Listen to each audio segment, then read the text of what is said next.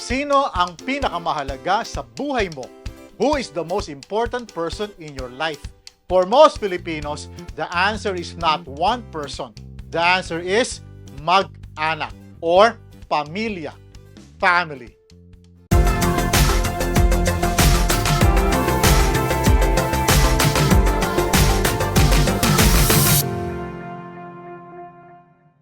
Kumusta po kayo? Welcome back. Let's continue our journey in learning a beautiful language, Tagalog, the language of the Philippines. Tara! In this video, we will be talking about a very Filipino topic. That is the Filipino family. This is going to be a two-part series. In this first video, part 1, we will talk about the immediate family or the basic family structure. In part 2, we will go deeper and talk about the extended family, and you will see just how wide the Filipino family circle goes. Believe me, it's wide. So, tara na, simulan na natin. But before we do that, please be sure that you're subscribed by clicking on the subscribe button and the bell notification button so you'll be updated of new videos. Ayos? There are two words for family in Tagalog: mag-anak and pamilya. Mag-anak is derived from the Proto-Austronesian word anak, which means offspring, combined with the prefix mag, which is an action prefix. The other word is pamilya, which is influenced by the Spanish familia and adopted into Tagalog vocabulary in the 3 centuries of Spanish colonization. So, what makes the Filipino family unique? Well, unlike many Western cultures where children grow up and move out to start completely independent lives, the Filipino family stays close, very close. Oftentimes, multiple generations live under one roof or at the very least, remain deeply involved in each other's lives.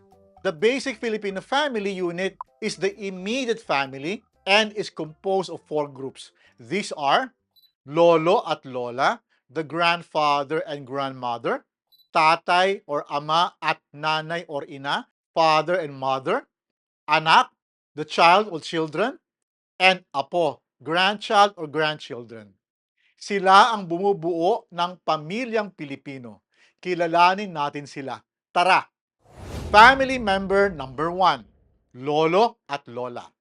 Lolo is the Tagalog word for grandfather. Lola is grandmother. Together as a couple, we refer to them as lolo at lola, grandfather and grandmother. There is no Tagalog word for grandparents as a unit. Hence, you call your grandparents lolo at lola. In Filipino culture, lolo at lola are deeply respected and often serve as the central figures in the family. Their advice matters in most important decisions, and they commonly play an active role in raising their grandchildren, often living in the same household and helping care for them every day. Let's take a look at some sample sentences with lolo and lola. Matalino ang lolo ko. My grandfather is smart. Nagluluto si lola para sa amin. Grandmother is cooking for us. Laging kasama kami ni lolo at lola. We are always together with grandfather and grandmother. Laging kasama, always together. That phrase alone right there tells you a lot about Filipino family culture. Alright, moving on. Ang lolo ko ay matanda na, pero malusog pa rin. My grandfather is old already, but still healthy. Mahal na mahal namin ang lolo at lola namin. We love our grandfather and grandmother deeply. Notice the phrase, mahal na mahal namin. We love deeply or we deeply love. Repeating a word in Tagalog intensifies its meaning. Family member number 2, tatay at nanay. These are the parents. In Tagalog, father can be called tatay, itay, or ama. Mother can be called nanay, inay, or ina. Ano ang pagkakaiba ng dalawa? Tatay or itay and nanay or inay are the more casual everyday terms that most Filipino children use to call their parents at home. They're like dad and mom in English. On the other hand, ama and ina are the more formal and literary terms. You will see ama and ina more in written Tagalog, in prayers, in poetry, and in formal speeches. They are the literal translation to father and mother. In traditional Filipino families, the father is often seen as the provider, while the mother manages the home, although these roles have changed in modern families. But both parents still share a strong sense of responsibility towards their family. Now, let's take a look at some sentences using tatay, nanay, ama, or inay. Nagtatrabaho ang tatay namin para sa pamilya. Our father works for the family. Ang nanay ko ang nagpapalaki sa amin. My mother is the one raising us. Si Itay ay mahigpit pero mapagmahal. Dad is strict but loving. Si Inay naman ay ang reyna ng tahanan. Mom, on the other hand, is the queen of the home. Iginagalang namin ang ama at ina namin. We respect our father and mother. Ayos ba? So far so good. Moving on. Family member number 3, anak. Anak is the Tagalog word for child. The plural form is mga anak, children. It is a gender-neutral name. If you want to specify, you can say anak na lalaki, son, literally male child, and anak na babae for daughter.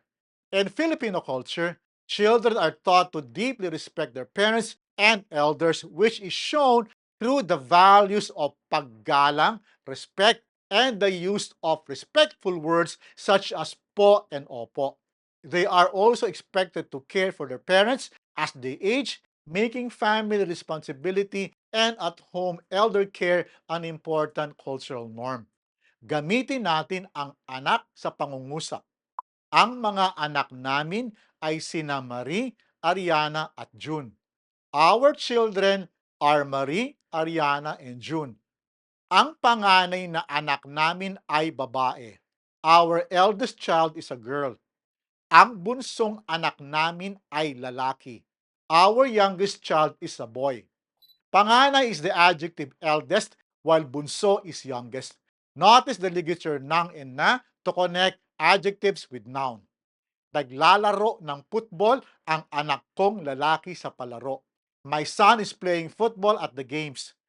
Kakanta ng pambansang awit ang anak naming babae sa eskwelahan. Our daughter will sing the national anthem at school. Notice the possessive pronouns ko and namin sits between anak and lalaki and anak and babae. That is the normal space for possessive pronouns. Notice too that the ligatures are added to the pronouns ko, making it kong, and namin, making it naming. If you're enjoying this video so far, please do hit the like button because that will help this channel reach more people and that will help this channel grow. Ayos? On to family number 4, apo. Apo is the Tagalog word for grandchild. The plural form is mga apo for grandchildren. Just like anak, apo does not indicate gender. To be specific, you can use apong lalaki for grandchild and apong babae for granddaughter. Gamitin natin ito sa pangungusap. Maraming apo sina lolo at lola. Grandpa and grandma have many grandchildren. Paborito ng lola ang kaniyang apong lalaki. The grandmother's favorite is her grandson. Susunduin ng lolo ang kaniyang apong babae sa eskwelahan. The grandfather will pick up his granddaughter from school. Ipinagmamalaki ni Lola Rosa ang mga apo niya. Grandma Rosa is proud of her grandchildren. Hinihintay ng mga apo ang lolo at lola nila. The grandchildren are waiting for their grandparents. In Filipino families, grandparents and grandchildren often share a very close bond, with many children being raised in part by their lolo and lola. In return, grandchildren are often taught to show love and respect to their lolo and lola. Let's quickly recap the Tagalog family terms we covered today. Lolo, grandfather. lola, grandmother, tatay, dad or father, ama, father, nanay, mom or mother, ina, mother, mga magulang, parents, anak, mga anak, child, children, anak na lalaki, son, anak na babae, daughter, panganay, eldest child, bunso, youngest child, apo, mga apo, grandchild, grandchildren. Ayos? That's about it for now. I hope you learned something new today, not just about Tagalog vocabulary, but what makes the Filipino family special. The closeness, the respect across generations, the love that binds lolo, lola, tatay, nanay, anak, and apo together under one roof. And one last word. Creating my videos is very challenging. Your continued viewing makes this effort worthwhile. Your subscription and like help a lot. You can also help out by clicking the sign you will find at the bottom of this video for some small donations, but only if you feel like this channel deserves it. It will mean a lot. In the next video, which is part 2, we are going to expand the family circle even further. We will talk about the extended family, titos, titas, pinsan, pamangkin, and more. As you will find out, in Filipino culture, the family does not stop with the immediate household. You don't want to miss that? I will see you then. Maraming salamat po at hanggang sa susunod.